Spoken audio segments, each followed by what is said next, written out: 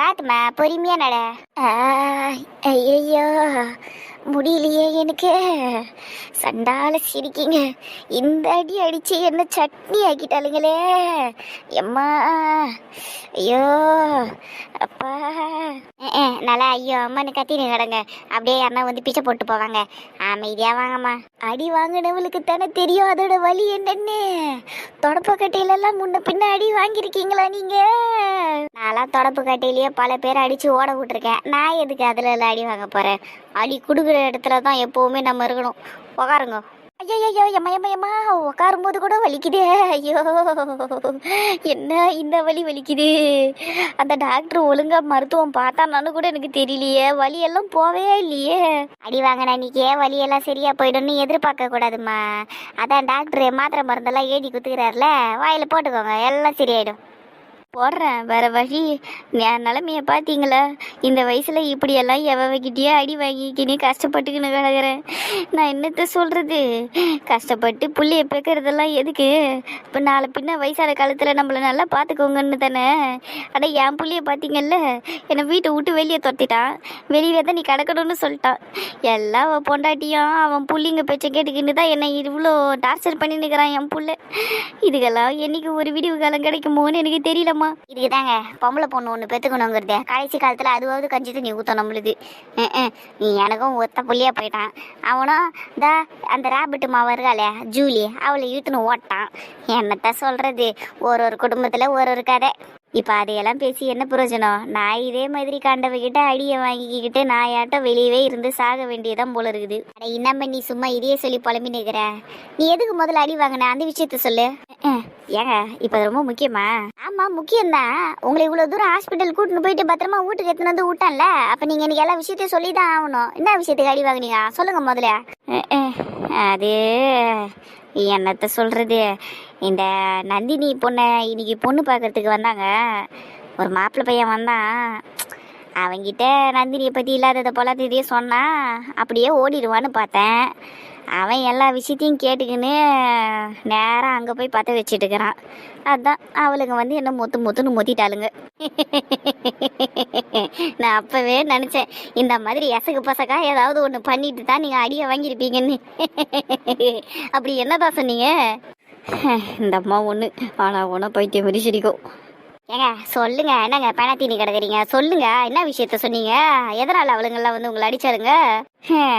அதான் அந்த நந்தினி பொண்ணும் அந்த சந்தோஷம் லவ் பண்ணிக்கின கிடந்தாங்கல்ல, பண்ணாங்களா? சரிதான் மேலே சொல்லுங்க.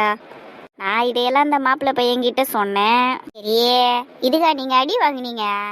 நீங்க ஏதாவது உதர்க்கமா சொல்லியிருப்பீங்களே, என்னத்த சொன்னீங்க? அந்த நந்தினி பொண்ணே ஒழுக்கங்கிட்ட பொண்ணே, அந்த பொண்ணுக்கும் அந்த சந்தோஷ பையனுக்கும் எல்லாம் முடிஞ்சு போச்சு.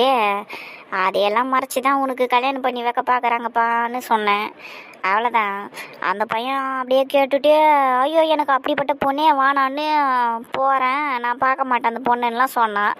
அப்புறம் பார்த்தா நேராக போய் அந்த வீட்டில் பற்றே வச்சிட்ருக்கான் எல்லாருக்கிட்டையும். அவ்வளோதான். அவளுங்க வந்து எனக்கு திருவிழா நடத்திட்டாளுங்க.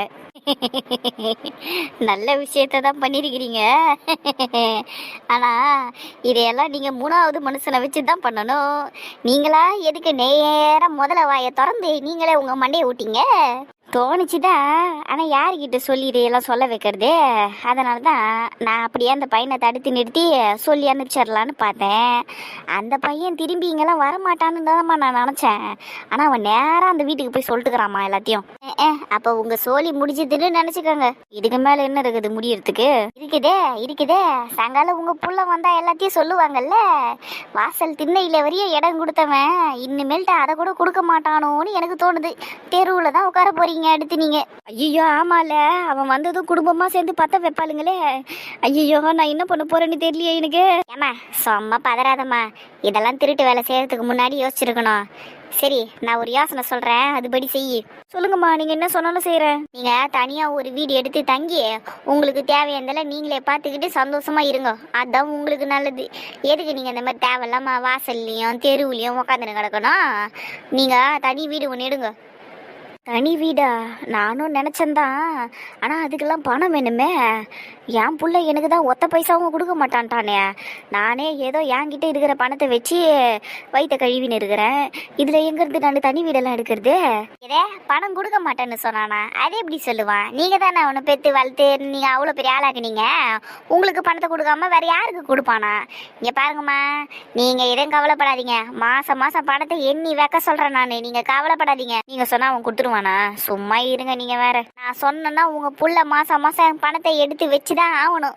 வரட்டும் உங்கள் புள்ள, அதுக்கப்புறமா நான் பேசிக்கிறேன். என்ன நினச்சிட்டுக்கிறீங்க என்னை பற்றியும் என் புருஷனை பற்றியும்? ஏரியாலேயே பெரிய கை நாங்கள், இந்த ஊர்லேயே அவ்வளோ பெரிய ஆள் நாங்கள் சொல்லி உங்கள் புள்ள கேட்கலன்னு வைங்க, அவ்வளவுதான். உங்கள் புள்ள இந்த இடத்துல நிம்மதியாக வாழ முடியாது. அப்படியா சொல்கிறீங்க? அப்போ எனக்கு பணம் கிடைக்குமா? பணம்லாம் தாராளமாக கிடைக்குமா. நீ இந்த மாதிரி வெளியெல்லாம் நின்று கஷ்டப்பட்டுன்னு கிடக்காத. இவ்வளோ பெரிய வீட்டில் நீ மட்டும் எதுக்கு வாசலில் நாய் மாதிரி உட்காந்து கிடக்கணும்? நீ ஏன் தெரியுமா, இப்பயே நம்ம போய் வீட்டை பார்ப்போம். இப்போவே வா. அட வாமா, இதே தெருவில் வீடு இருக்குதே, நான் பார்த்து வைக்கிறேன் உனக்கு. ஏந்து வா. இந்த தெருவில் எந்த வீடுமா காலியாகுது? அட கேள்வி கேட்டுன்னு இருக்காம வாமா சொல்கிறேன். டேய் சிவா, என்னடா ஆச்சு உனக்கு? இப்ப எதுக்குடா இப்படி உட்காந்துருக்குற? வாயை திறந்து எதனா பேசண்டா. இவ்வளோ நடந்தும் ஏன்டா வரல அவன்? என்னடா சொல்ற? என் பொண்ணு சொன்னதை எல்லாரும் கேட்டுக்கிட்டு தானடா இருந்தீங்க. சந்தோஷ் ஏன்டா வரல இங்க? அப்ப அவன் வருவான்னு நீயும் எதிர்பார்த்தியாடா? எப்படிடா என்னால எதிர்பார்க்காம இருக்க முடியும்? அவனை நான் இங்க வர வேணான்னு தான் சொன்னேன். என் பொண்ணுக்கும் அவனுக்கும் எந்த சம்மந்தம் இல்லைன்னு தான் சொன்னேன். அதுக்குன்னு அவன் அப்படியே போயிடுவானாடா? அவன் இங்க வரணும்ட்டு தான்டா நான் இவ்வளோத்தையும் பண்ணிட்டு இருக்கிறேன்.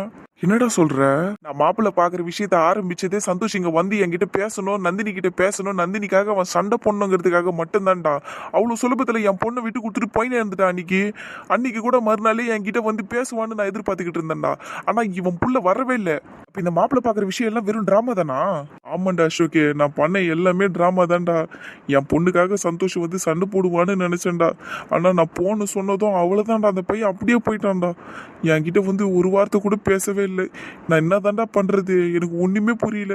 கடைசியில என் பொண்ணும் அதை எல்லாத்தையும் எதிர்பார்த்து மனசுக்குள்ள அவ்வளவு வேதனையை வச்சிருந்துருக்குது பத்தியா? என் பொண்ணு பேசுனதெல்லாம் நீங்களும் கேட்க தானடா செஞ்சீங்க. எப்படி மனசு உடஞ்சி அழுதுது பாத்தீங்கல்ல என் பொண்ணு. ஏன்டா ஏன்டா இதெல்லாம் நடக்குது? டேய் முரளி, ஏன்டா உன் பையன் வரல? நந்தினிக்கு நீ மாப்பிள்ள பாக்குற விஷயம் எல்லாருக்கும் எந்த அளவுக்கு பயத்தை ஏற்படுத்திச்சோ அதே அளவுக்கு சந்தோஷக்கும் பயத்தை ஏற்படுத்திச்சுடா. அவன் ரொம்ப தனிமையாயிட்டான். ரொம்ப ஒரு மாதிரி டிப்ரெஸ்ஸா தான் இருக்கான். நான் என்னன்னு சொல்றது? ஆனா அவனுக்கு நந்தினிக்காக வந்து இங்க பேசணும்னு ஏன் தோணாம போச்சுன்னு தான் எனக்கு புரிய மாட்டேங்குதுடா. உன்கிட்ட வந்து அவன் பேசியிருக்கலாம். என்ன பிரச்சனையா இருந்தாலும் சமாளிச்சுக்கலாங்கிற ஒரு தைரியம் அவன் கிட்ட இல்லடா. அதனாலதான் அவன் வந்து பேச மாட்டேங்கிறானோன்னு எனக்கு தோணுது. எனக்கு ரொம்ப குழப்பமா இருக்குடா. என்கிட்ட பேசுறதுக்கு என்னடா உன் புள்ளிக்கு பயம்? நான் அவனை அடிச்சிட்டாங்கிறதுனால அவன் பயப்படுறானா? இல்ல என்னடா ஆம்பளை அவன் இதெல்லாம் ஒரு பிரச்சனைங்கிறதுக்காக அப்படியே பயந்து ஓடிடுவானா? எனக்கு ஒன்றும் புரிய மாட்டேங்குது. இன்னைக்கு வீட்டுக்கு வாசப்படி வரையும் வந்திருக்கிறான். இத்தனைக்கும் என் பொண்ணு அங்கே பார்த்துருக்கிறான். அவன் பார்த்துட்டும் எப்படா அவனுக்கு மனசு வந்தது திரும்பி போகணுன்னு? அப்போ என் பொண்ணு சொன்ன மாதிரியே உண்மையிலேயே உன் புள்ள என் பொண்ணை விட்டு கொடுத்துட்டானாடா? அவ்வளவுதானா? டேய் அப்படியெல்லாம் இருக்காதுடா. நீ தேவையில்லாம வருத்தப்படாத. அவன் பயப்படுறான்டா, அவ்வளவுதான்டா. என்னடா பயம்? நான் என்ன கடிச்சா தின்ற போறேன்? அவனுக்கு நந்தினி மேலேயும் எந்த ஒரு பிடிப்பும் இல்லை, என் மேலேயும் ஒரு பாசமும் இல்லை போல இருக்குடா அவனுக்கு. இல்லைன்னா போன்னு சொன்னதை அப்படியே போயிடுவானா? வந்து பேசியிருக்கணும்ல என்கிட்ட. மாமா ஏன் மாமா இப்படி பண்றீங்க, என்கிட்ட பேசுங்க மாமா அப்படின்னு சொல்லியிருக்கணும்ல. அதை கூட சொல்லலையே. இதே ஷில்பாவோ முரளியோ, டே நீ போடானா அவன் போயிடுவானாடா? போகமாட்டான்ல. என்ன பெற்றவங்களாச்சே, எப்படி விட்டுட்டு போவான்? போகமாட்டான் தானே. நான் யாரு? மாமங்காரன் தானே. நான் போனா அவன் போயிடுவான். என்கிட்ட அவன் பேசணும்லாம் என்ன அவசியம் இருக்குது? என் பொண்ணை பற்றிலாம் அவன் என்னத்துக்கு அக்கறைப்பட போகிறான்? அதை என் பொண்ணு கூட உனக்கு எனக்கு எல்லாம் முடிஞ்சிச்சிடான்னு சொல்லிச்சுல, அவ்வளோதான். அதனால தான் நாங்கள் எங்களை அந்நியமாக பார்த்துட்டான்டா அவன். அதனால தான் எங்களை விட்டுட்டான். டேய் அப்படியெல்லாம் பேசாதடா. சந்தோஷ் அப்படி பார்க்குற பையன் கிடையாது. இல்லடா முரளி, அவன் என்ன மூணாவது மனுஷனா பார்த்துட்டான்டா. அதனால தான் என்கிட்ட வந்து அவனுக்கு பேசணும்னு தோணலை. அவனுக்கு பயமோ இல்லை கௌரவ குறைச்சலெல்லாம் இருந்திருக்காது. அந்தாலும் யாரு? என் அப்பாவோட ஃப்ரெண்டு தானே. அவன்கிட்டலாம் நான் எதுக்கு போய் பேசணும்?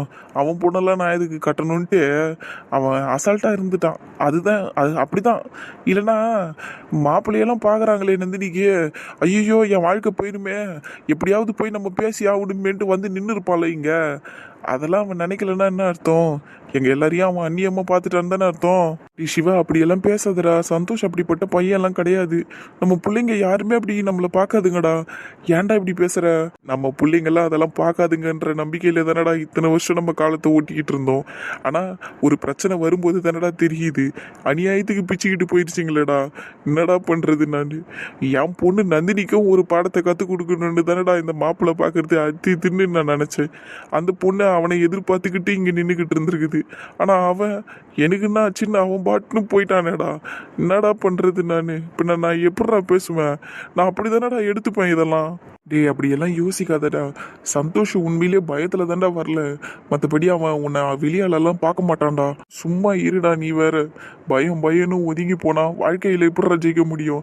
நம்மளாம் பார்க்காத பிரச்சனையா? நம்மளுக்கெல்லாம் இல்லாத பிரச்சனையா? என் பொண்ணு சொன்னிச்சு பாத்தீங்கல்ல, நம்ம எல்லார பத்தியும் சொல்லிச்சு. நம்மளாம் எப்படி போராடி வந்தோன்னு நம்மளுக்கே அதுக்கு எல்லாத்தையும் ஞாபகப்படுத்தி விட்டுச்சு. ஏன் இதெல்லாம் சந்தோஷுக்கு தெரியாதா? எல்லாம் தெரியும் தானே. ஒருத்தரும் வாழ்க்கைக்காக எப்படி எப்படி போராடணும்னு தெரியும் தானேடா அவனுக்கும். அவனுக்கு ஏன்டா அந்த போராட்ட குணம் இல்லாத போச்சு? என்கிட்ட ஏன் பேசணும்னு தோணாம போச்சு? அப்ப நான் இதெல்லாம் எப்படிடா எடுத்துக்கிறது? எப்படி எடுத்துக்கிறது? நீங்களும் சொல்லுங்க. நான் இதை எப்படி எடுத்துக்கணும்? சரியா தாண்டா சொல்றேன். ஆனா என் புள்ள உன்னை அந்நியமெல்லாம் பார்க்கலடா. அவன் வெறும் பயத்துல தான் ஒதுங்கி இருக்கிறான். அதை மட்டும் நீ புரிஞ்சுக்கடா. நம்ம நம்ம நம்ம வாழ்க்கைக்காக போராடின மாதிரி சந்தோஷம் அவன் வாழ்க்கைக்காக போராடல. ஏன் ஒரு அடி எடுத்து கூட வைக்கல. நந்தினி சொன்னது எல்லாம் கரெக்டு தான். சந்தோஷ் நந்தினிக்காக ஒரு அடி எடுத்து வைக்கலாம். அவன் விட்டுட்டான், அவ்வளவுதான். ஆனா அதுக்குன்னு அவன் உங்களெல்லாம் அந்நியமா பாக்குறான்னு மட்டும் நீ நினைச்சுக்காத. தயவு செஞ்சு அப்படி மட்டும் நினைச்சுக்காத. சந்தோஷ் அப்படி கிடையாது. சரிடா, அப்படியே வச்சுக்கிறேன். உன் பிள்ளை என்ன அந்நியமெல்லாம் பார்க்கல. இப்ப நான் என்ன பண்ணா உன் பிள்ளை இங்க வருவான் சொல்லு. எனக்கு அதுக்கு மட்டும் பதில் சொல்றா. நானே போய் பேசணுமா அவன்கிட்ட? இல்லை நான் போய் அவன் காலில் விழுந்து மன்னிப்பு கேட்கவா? எப்பா உன்னை தெரியாமல் அடிச்சிட்டேன்ப்பா. என் பொண்ணுக்கும் உனக்கும் சம்மந்தம் இல்லைன்னு தெரியாமல் சொல்லிட்டேன்ப்பா. மன்னிச்சிருப்பா. தயவு செஞ்சு வந்து என் பொண்ணை கல்யாணம் பண்ணிக்க பொண்ணை போய் கேட்கவாடா. நான் போய் கெஞ்சிடுமா அவன்கிட்ட? சொல்கிறா. டேய், என்னடா சிவா இப்படியெல்லாம் பேசிக்கிட்டு இருக்க? மனசை கஷ்டப்படுத்தாதடா. நான் சொல்கிறத கேளுடா. இங்கே பர்றா, என் புள்ள சந்தோஷம் நந்தினிக்கு உண்மையிலே செட் ஆக மாட்டான்டா. நானே சொல்கிறேன்டா. அவன் நான் பெத்த புள்ளியாவே இருந்தாலும் சரி, அவன் வேஸ்ட்டுடா. அவன் மட்டும் நந்தினியை கல்யாணம் பண்ணிக்கிட்டான்னு வையா, நந்தினி வாழ்க்கை நல்லா இருக்காதுடா. நானே சொல்றேன்டா, நந்தினி வாழ்க்கை நல்லாவே இருக்காது. இன்னைக்கு உன் பொண்ணு சொன்னால, எனக்காக போராடுறத விட நான் எதுக்குப்பா கல்யாணம் பண்ணணும், நான் எதுக்குப்பா முன்ன நிக்கணும்னு சொன்னால, அதெல்லாம் கரெக்டு தான்டா. நந்தினி சொன்னது எல்லாமே கரெக்டு தான்டா. வேணாம்டா, சந்தோஷம் வேணாம். நந்தினிக்கு சந்தோஷம் வேணாம். நீ பார்த்து வச்சிருக்கிற மாப்பிள்ளையவே நந்தினிக்கு கல்யாணம் பண்ணி வைப்போம்டா. சிறப்பா கல்யாணம் பண்ணி வைப்போம்டா. நீ எடா இப்படி சொல்ற? உன் பிள்ளைக்கும் நந்தினிக்கும் கல்யாணம் பண்ணி வச்சா நல்லா இருக்காதுன்னு. வாழ்க்கை மனுஷனை இப்படி புரட்டி போடுது பத்தியாடா. இதே இடத்துல தானடா நீயும் நானும் பேசிக்கிட்டு இருந்தோம். திடீர்னு படுத்துக்கிட்டு இருந்த நீ எழுந்து சொன்ன, டேய் நந்தினிக்கும் சந்தோஷக்கும் கல்யாணம் பண்ணி வச்சிடலாம்டா, 2 பேருக்கும் லைஃப் நல்லா இருக்கும் அப்படின்னு நீ தானடா சொன்ன. அன்னைக்கு நான் எவ்வளோ சந்தோஷப்பட்டேன் தெரியுமா? ஏதோ பெருசாக சாதிச்ச மாதிரி சந்தோஷப்பட்டேன். தடவை நான் அப்பா நானே அந்த மாதிரி ஃபீல் பண்ணேன்டா. உன் பிள்ளை எனக்கு மருமவனா வர போறான்னதும் அவ்வளோ சந்தோஷப்பட்டேன்டா. இப்போ அதே நீ என்ன சொல்ற? உன் பிள்ளைக்கும் என் பொண்ணுக்கும் கல்யாணம் பண்ணி வச்சா வாழ்க்கை நல்லா இருக்காதுன்னு சொல்ற. நான் என்னத்தடா சொல்றது இப்போ? என்ன மன்னிச்சிருடா. எனக்கு வேற வழி தெரியல. நான் தான் உன் மனசுல இந்த மாதிரி ஒரு ஆசையை வளர்த்து விட்டேன். நீ பைத்தியக்காரா, நீ எதுக்குடா மன்னிப்பெல்லாம் கேட்டுன்னு கிடக்குற? விடு. நானும் தானே எதிர்பார்த்தேன் 2 பேருக்கும் கல்யாணம் பண்ணி வைக்கணும்னு. அதுவும் இல்லாம என் பொண்ணை தான் உன் புள்ள பல வருஷமா காதலிச்சதா சொன்னானே. ஆனா என்ன பிரயோஜனம் பாரு? எல்லாம் வேஸ்ட் இல்லை. இத்தனைக்கும் இதுங்க 2த்துக்கும் எல்லாம் கை கூடி வந்தது. நம்ம எல்லாம் எல்லாத்துக்கும் ஒத்துழைச்சோம். ஆனாலும் வேஸ்ட் இல்லை. அவ்வளோதான், விட்டுறலாம்டா. அவ்வளோதான். இதுக்கு மேலே சொல்கிறதுக்கு ஒன்றும் கிடையாது. நானும் அதே தாண்டா சொல்கிறேன். இதுக்கு மேலே மன கஷ்டம் யாருக்கும் தேவையில்லை. நீ பார்த்து வச்ச பையன் ஹரிஷ் பார்க்கறதுக்கு ரொம்ப நல்ல பையனாக இருக்கான். அவனை பற்றி விசாரித்து அவனையே நம்ம நந்தினிக்கு கல்யாணம் பண்ணி வைப்போம். நந்தினிக்கும் அவனை பிடிச்சிருக்குன்னு சொல்லிட்டான். அந்த பையனுக்கும் நந்தினியை பிடிச்சிருக்குன்னு சொல்லிட்டான்ல. நம்ம அடுத்த வேலையை அதை பார்ப்போம்டா. நம்ம இந்த மாதிரி இருக்க வேணாம். சரியா தாண்டா சொல்கிற முரளி? அப்படியே செஞ்சிடலாம். நந்தினிக்கு நல்ல வாழ்க்கையை அமைச்சு கொடுக்க வேண்டியது நம்ம கடமைடா. அதை நம்ம செய்யலாம். அவ்வளோதான். இதுக்கு மேலே இதை பற்றி யாரும் பேசாதீங்க. என்ன லுக்கு? கிளம்பிட்டல, பாய் சொல்லிட்டு போயிட்டே இரு. நான் பாய் தான் சொல்ல வரேன்னு உனக்கு யாரு சொன்னது? பின்ன எல்லாரும் இப்போ என்கிட்ட வந்து போயிட்டு வரேன்னு தானே சொல்லிட்டு கிளம்பினாங்க. நீயே இப்போ அதுக்கு தானே ட்ரெஸ் எல்லாம் மாட்டிக்கிட்டு நின்றுக்கிட்டு இருக்க. கிளம்பி போடி. கரெக்டு தான். ஆனா நான் ட்ரெஸ்ஸை மாத்திக்கிட்டு நின்னதுக்கு காரணம் சென்னைக்கு போறதுக்கு கிடையாது, புஷ்பாக்கா வீட்டுக்கு போறதுக்கே. அதான் வாங்கிட்டு சொல்லிட்டு போலாமேன்னு வந்தேன். அப்போ நீ சென்னை போலையா? அது எப்படி டி டப்ஸா கண்ணி நான் உன்னை விட்டுட்டு போவேன் சொல்லி ஏற்கனவே நீ மனசு வருத்தத்துல இருக்கிற. அதான் இங்கேயே இருந்து உன்னை டார்ச்சர் பண்ணலாமேன்னு முடிவு பண்ணிட்டேன்.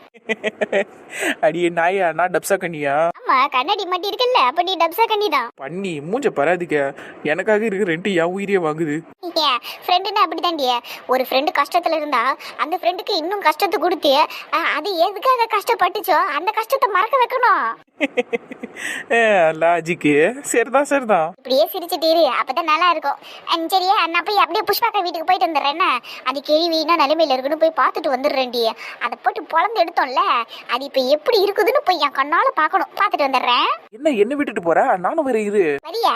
சரி வா போவோம். நானும் அங்க போலான்னு தான் நினைச்சேன். ஆனா நீ இப்படி திடீர்னு இங்கே இருப்பேன்னு நான் எதிர்பார்க்கவே இல்லை. சரிவா போவோம். நான் மட்டும் இல்ல, அத்தையும் இங்கதான் இருக்கிறாங்க. ஓ, என் அம்மாவும் இங்கதான் இருக்குதா? என்னமோ அவ்வளவு பேசிச்சு, எனக்கு பிடிக்காததெல்லாம் செய்யறாங்க, என்னால இந்த வீட்டுல இருக்க முடியாது அப்படி இப்படின்ச்சு. ரொம்ப பண்ணாதடி. அத்தை தான் உங்ககிட்ட வந்து பேசினாங்கல்ல, சாரி எல்லாம் சொன்னாங்கல்ல.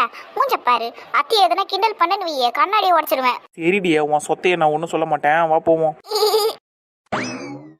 மா, அக்கா வீடு வரையும் போயிட்டு வந்துடுறோம். போயிட்டு வாமா, பார்த்து போயிட்டு வாங்க. என்ன தெரியும், ரொம்ப நடிக்காதனா அப்படியே போயிட்டு வாமான்ற. அடியே வேணாம், ஆரம்பிக்காத. போன ஒழுங்கா பாராங்க இரு, ரொம்ப ஓவரா பேசணும். அப்படியே நான் உன் அப்பாவை டைவர்ஸ் பண்ணிடுவேன், இந்த வீட்லயே நான் இருக்க மாட்டேன் அப்படி இப்படின்னா எல்லாரும் கிளம்பி போனாங்கல்ல, கூட போக வேண்டியதானே, எதுக்கு இங்க உட்காந்துக்கிற? வாயாடாத பொடி, எதனா தூக்கி அடிச்சிட போறேன். யாரு நானா வாயாடினேன்? நீ தான் வாயாடின, பயங்கரமா வாயாடின. இப்ப எப்படி அவுட் ஆயிட்டு உட்காந்துக்கிற பாரு. கடைசியில ஜெயிச்சது இந்த நந்தினி தான். ஆமா, இந்த மாதிரி ஜெயிச்சிட்டாங்க. போடி, அப்படியே யாருன்னா அவார்டு எதனா கொடுக்குறாங்களா பாரு, வாங்கி வச்சுக்கோ. சரிம்மா, சரி, டென்ஷன் ஆகாத, போயிட்டு வந்துடுறேன். அடடடடா, அம்மாவும் பொண்ணு இப்படி பேசிக்கிட்டு இருந்தப்ப பார்க்க நல்லா இருக்கீங்க. சரி, அப்ப நம்ம அப்படியே போயிட்டு வந்துருவோமா? போயிட்டு வாங்கடி, பார்த்து போங்கண்ணா. சரிம்மா. சரிங்க அத்தை, அன்பான அத்தை, ஸ்வீட்டான அத்தை, என் செல்ல அத்தை. ரொம்ப ஐஸ் வைக்கிறாம்மா, நைட்டு நல்லா சமைச்சு போடு, இல்லைன்னு வெய்யே அவ்வளவுதான். தெரியண்டி, நைட்டு சிக்கன் செஞ்சு வைக்கிறேன், போயிட்டு வாங்க. சுவையான உணவு. சரி வந்துடுறோம். ரொம்ப தேங்க்ஸ் டி. எதுக்கு? இல்ல, எல்லாரும் கிளம்பி போயிட்டாங்க, ஆனா எனக்காக நீ இருக்கல்ல, அதுக்காக தான். எப்பவுமே நீ இப்படிதான் பண்றல்ல, எனக்காக எப்பவுமே இருப்பல்ல. ஆமா, நான் எப்பவுமே அப்படித்தான். ரொம்ப நல்ல பொண்ணு. ஐயோ, என்ன வில்லங்க எதிர்க்க வருது? ஐயோ, இவன் போயிட்டு இருப்பான்னு நினைச்சேன், நீ இன்னும் போலையா? ஐயோ, என்ன பண்றது இப்ப? ஏன்னா கிளம்பிட்டியா? ரொம்ப லேட்டா போற போல இருக்குது. ஆமா, அது சரி, என்ன எப்ப பாரு போனும் கையுமா சுத்திக்கிட்டு இருக்க? ராகுல் தான் பண்ணி, ராகுல் தான் வீடியோ கால் வந்தான். சரி, அதான் ஆன் பண்ணி பேசலாமேன்னு உன்னை எதிர்க்க பார்த்தேன், அதான் வண்டியை நிறுத்திட்டேன். சரி சரி, வண்டி ஓட்டிக்கிட்டு போகும்போது இந்த மாதிரி போனெல்லாம் அட்டன் பண்ணாது, அப்புறமா வீட்டுக்கு போயிட்டு பேசிக்க. அதுவும் சரிதான், அவன்கிட்ட சொல்லலாமேன்னு தான் வண்டியை எடுத்துனேன். சரி ஓகே, நான் கிளம்புறேன். ஆமா, நீ சென்னை வரலையா? இல்ல, நான் வரல, அம்மா கிட்ட சொல்லிட்டேன். நீ கிளம்பு, நீ பொழுதோட கிளம்பு. அப்படியா? சரி ஓகே, சரி நான் வரேன், போ, பாய். பை பை, போனை பாக்கெட்ல போட்டுட்டு கிளம்பு. சரிம்மா, பாய்மா. நான் எனக்கு தெரியல போல, இப்படியே போயிட்டு இருக்காரு. சரி போங்க, உங்களுக்கு எனக்கு வந்தா எல்லாம் முடிஞ்சிருச்சு. ஏன் நின்னு பழக்க பாத்துக்கிட்டு இருக்காம, வாடி போவோம். போலாம். என்ன பார்ட்டிங்க ரெண்டும் தனியா போதுங்க, இவ்வளோ அமைதியே போக மாட்டாளுங்களே இவளுங்க ரெண்டு பேரும் ரோட்ல. இதுதான் சரியான சந்தர்ப்பம், காரை விட்டு ஏத்திட வேண்டியதுதான். அண்ணனுக்கு நல்ல சான்ஸ் இருந்தது, இப்ப கூட பேசிருக்கலாம் நந்தினி கிட்ட. அவ்வளவுதான் போல. எதனா சொன்னியாடி? நான் ஒண்ணு சொல்லலையே. எனக்கு என்னமோ சொன்ன மாதிரி தான் தோணுச்சு. தோணுச்சா? சரி, நான் ஒண்ணு சொல்லல. நைட்டுக்கு சிக்கன் செய்யறாங்கல்ல அத்தை, அதான் இட்லி தோசையோட சேர்த்து தருவாங்களா சிக்கனு, இல்ல சப்பாத்தி செஞ்சு தருவாங்களான்னு யோசிச்சுக்கிட்டு இருக்கேன். ஓ அப்படியா? சரிடி. சரி வா போவோம். உன் மனசுலயே நிறைய கவலை இருக்குன்னு எனக்கு தெரியும் மணி. உன் அண்ணனுக்காக ஒரு பக்கம் நீ கஷ்டப்படுற, எனக்கும் நீ சப்போர்ட் பண்ற. உன் வேதனை எனக்கு புரிஞ்சுக்க முடியுது. என்னை மன்னிச்சிருடி, எல்லாம் என்னால தான். அடியே பைத்தியக்காரி, என்னடி நின்னு பண்ணாத்திக்கிட்டு இருக்க? சீக்கிரம் வா. வரேன்டி லூசு பொண்ணு. இந்த பக்கம் வரப்பெல்லாம் உனக்கு பேய் பிடிச்சது தாண்டி எனக்கு ஞாபகம் வருது. அங்க பாரு, அந்த மரத்துல இருக்கிற பேய் தானே உனக்கு பிடிச்சது? எதுக்கு இப்படி பேசுற? இப்ப நான் அந்த மரத்துல பேய் இருக்குதே. இல்லதான்.